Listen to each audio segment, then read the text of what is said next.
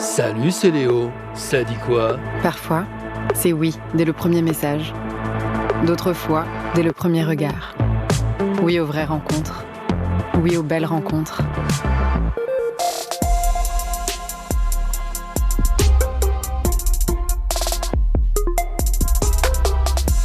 Alors ce matin, c'est pas vraiment du site de rencontre que tu crois dont je vais te parler. Tu veux rencontrer des électeurs chauds de ton bureau de vote? Envie d'un plan Procu? Inscris-toi sur planprocu.fr.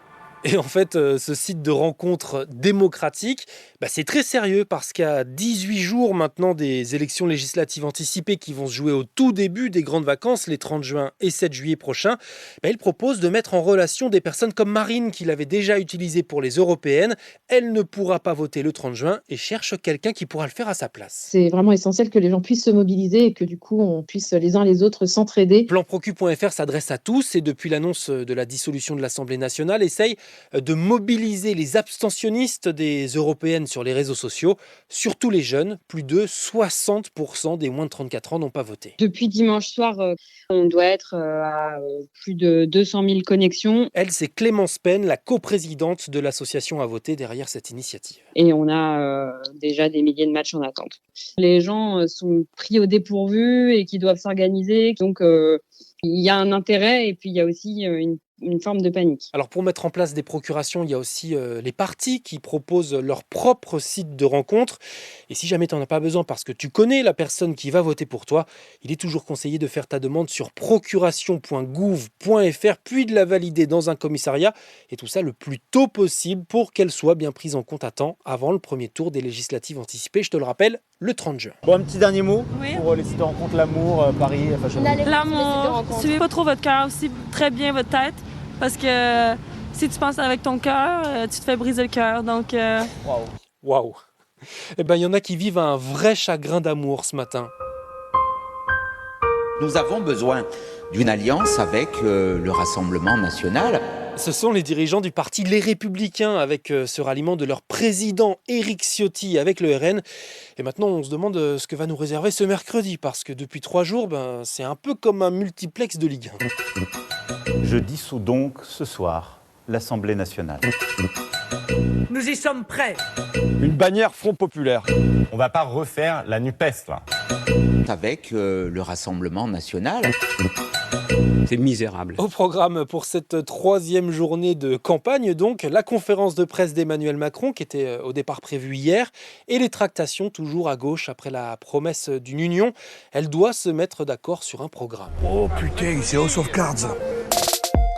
Dans le reste de l'actu, le premier gros feu de forêt de l'année qui continue d'avancer ce mercredi matin dans le Var. À l'heure où j'enregistre, près de 500 pompiers sont toujours mobilisés dans le massif des Morts. L'incendie a brûlé 6 km² de surface.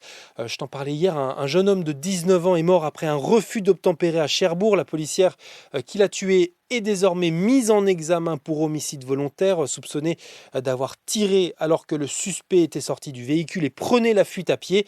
Et puis cette voix qu'on n'entendra plus sur France Inter. C'est ma première blague autorisée par la loi française. Guillaume Meurice, finalement licencié pour faute grave. L'humoriste avait d'abord été écarté de l'antenne après avoir réitéré ses propos polémiques sur le Premier ministre israélien, considérant qu'ils étaient autorisés par une décision de justice.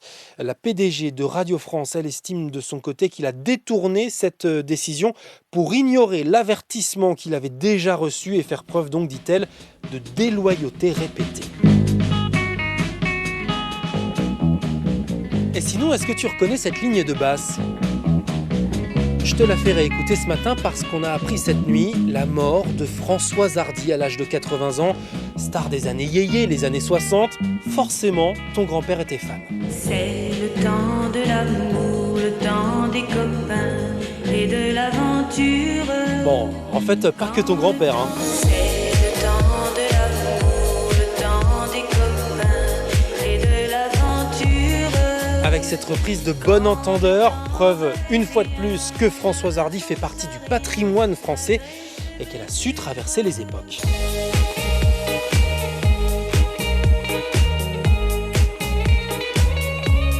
C'était Léo de France Info.